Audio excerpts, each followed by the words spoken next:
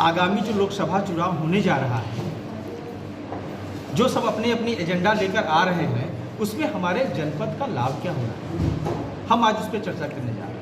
मुख्यतः आज ब्राह्मण समाज के बैनर तले और ब्राह्मण समाज की जो प्रमुख मांगे हैं, हमारे आज 15 ही मांग है।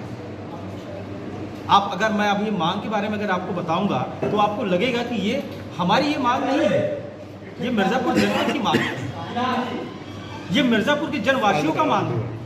हम आज उसकी बात करने जा रहे हैं। जैसे हमारा जो मांग है वो है जनपद का प्राचीन व्यवसाय लाह, चपड़ा, कालीन, पीतल बर्तन एवं चुनार की चीनी मिट्टी के बर्तन के खिलौनों का उद्योग का पुनः पूर्व की भांति स्थापित करना। मेडिकल कॉलेज बनने के बाद मंडली अस्पताल में जो रोजाना रेफर किया जा रहा है, इस रेफर प्रक्रिया को रोकना, 24 घंटे नहीं तो कम से कम 12 घंटे सभी प्रकार के जांच को अस्पताल में ही लागू करवाना, सभी सरकारी परिसर में एक शिकायत पेटिका रखवाना और महीने में कम से कम एक बार जिला अधिकारी एवं संबंधित विभाग के अधिकारियों के सामने शिकायत पेटिका को खुलवा कर उसका निवारण कराना। चौथा, थाना दिवस एवं तहसील दिवस में आए जिन प्रार्थना पत्रों का समाधान नहीं हुआ है उसका विवेचना करना और उस पर कार्य करना। सबसे बड़ी मांग जो पांचवा हमारा जो मांग है, जो मिर्ज़ापुर का एक तरीके से कहा जाए तो लाइफ लाइन था, आपका पैसेंजर ट्रेन था जो चुनार से लखनऊ तक जाता था, उसकी टाइमिंग अच्छी थी, वो बंद हो गया। तो ये हमारा महत्वपूर्ण मांग है कि 10 वर्षों से जो बंद चुनार पैसेंजर जो ट्रेन है उसको चालू करवाना। कलेक्ट्रेट कचहरी और सभी तहसील परिसरों में महिलाओं के लिए पिंक शौचालयों का व्यवस्था करना। इसके बाद 7वां, ये सभी के लिए है, इसमें हमारा क्या आ रहा है, रेहड़ी पटरी वाले, इसमें सब समाज आते हैं। रेहड़ी पटरी वालों को सरकारी जमीन आवंटन करना जहां पे वो स्वतंत्र होकर अपना व्यवसाय कर सकें। इसके बाद आता है व्यापारियों से अगर हम लोग बात की जाए, जब से ये जीएसटी आया है कहीं ना कहीं ये समस्याएं हम लोगों के बीच में आती रहती हैं। वो कम्युनिकेशन के गैप हो सकता है या व्यापारी को जानकारी न होने का कारण, तो उसके लिए हम लोगों ने मांग रखा है जीएसटी के नाम पर व्यापारियों का शोषण रोकने के लिए बिक्री कर अधिकारी एवं व्यापारियों के बीच कम से कम महीने में एक बार समाधान दिवस का आयोजन होना चाहिए। प्रमुख जो हमारी एक मांग है ब्राह्मण समाज का देखा जाए तो एक ये मांग रहा है, ब्राह्मण समाज के धर्मशाला के लिए नगर पालिका परिक्षेत्र में हमको ज़मीन आवंटित कराई जाए, जहाँ पे हम वहाँ पे धर्मशाला का निर्माण कर सकें। और दूसरा उसी में है किसी भी चौराहे पे भगवान परशुराम चौक का नामकरण किया जाए, ये मांग है।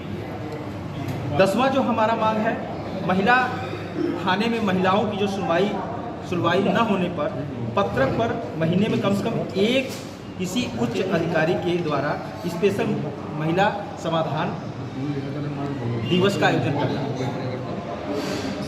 11वां जो हमारी मांग है वो आप लोग से संबंधित है, क्योंकि हम लोग इसको देख रहे हैं, इसको हम लोग बोल रहे हैं और आप लोगों के ऊपर है। तो 11वां जो हमारी मांग है वो है मिर्ज़ापुर में कम से कम एक पत्रकार भवन का निर्माण। 12वां, अग्रसेन महाराज के नाम पर किसी एक चौराहे पे उनकी मूर्ति लगाकर एक चौराहे का नामकरण करना। 13वां, नटवा तिराहे पर फूलन देवी के मूर्ति लगाने का जो घोषणा की गई थी उसको वो पूर्ण करने। 14, मछली मारने का जो ठेका गैंग बराबर की ज़मीन में 60% की भागीदारी सिर्फ मछुआ समाज को मिलना चाहिए। 15वां, नवरात्र के दिनों में नाव संचालन बंद करने की बजाय नाविकों को शासन की ओर से स्पेशल ट्रेनिंग देनी चाहिए। ये हमारी जो है प्रमुख मांगे। इस प्रकार की मांग यदि जनपद में बढ़ रही है आपके इस समाज के माध्यम से, तो इसमें आपका ब्राह्मण समाज कहाँ पर उपेक्षित है? ब्राह्मण समाज, जैसा कि मैंने आपको पहले भी कहा है, मैं आपको पुनः इस पर कहना चाहता हूँ कि ब्राह्मण समाज कभी भी जो है अपने लिए नहीं लड़ा। ब्राह्मण समाज हमेशा जो है समाज के लिए लड़ा है।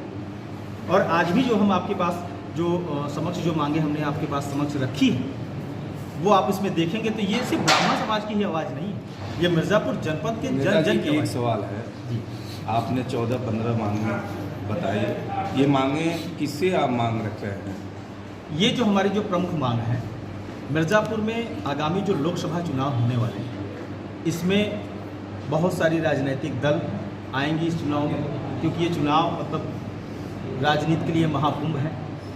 इसमें जो भी प्रत्याशी किसी भी दल से अगर चुनाव लड़ने के लिए मिर्ज़ापुर जनपद में आ रहे हैं तो ये हमारी मांग से हमने रखी हुई है कि अगर आप हमारी ये मांगों को स्वीकारते हैं और लिखित सहमति देते हैं तो हमारा समाज और हमारे समाज के साथ साथ बाकी जो भी समाज के साथ लोग हैं वो आपके साथ तन मन धन से आपके साथ खड़े हैं।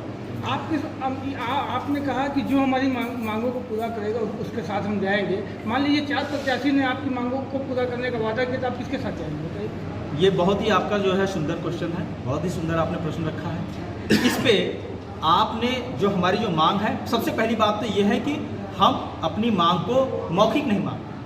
आप अगर हमको लिखित कोई प्रत्याशी देता है तो हम हमारे समाज के साथ उसका हम लोग विचार करेंगे। इसका मैं आपको एक उदाहरण में देता हूँ। अभी कुछ दिन पहले जो है नगर पालिका का चुनाव हुआ था। नगर पालिका के चुनाव में ब्राह्मण समाज ने 2 प्रमुख मांग रखी थी। पहला हमारा था कि परशुराम जी के नाम पे एक चौराहे का नामकरण हो और दूसरा एक धर्मशाला के लिए नगर पालिका परिक्षेत्र में आप हमको कहीं जमीन आवंटित करिए जहाँ पे हम लोग धर्मशाला बना सकें। हमारी मांग को सारे दलों ने अपनी मौखिक सहमति दी। कोई कैमरे के सामने बोलने के लिए तैयार नहीं था, लेकिन एक निर्दल प्रत्याशी ने, मिर्ज़ापुर के निर्दल प्रत्याशी ने हमको लिखित सहमति दिया, जिसके परिणाम स्वरूप हमारे पास समय भी कम था।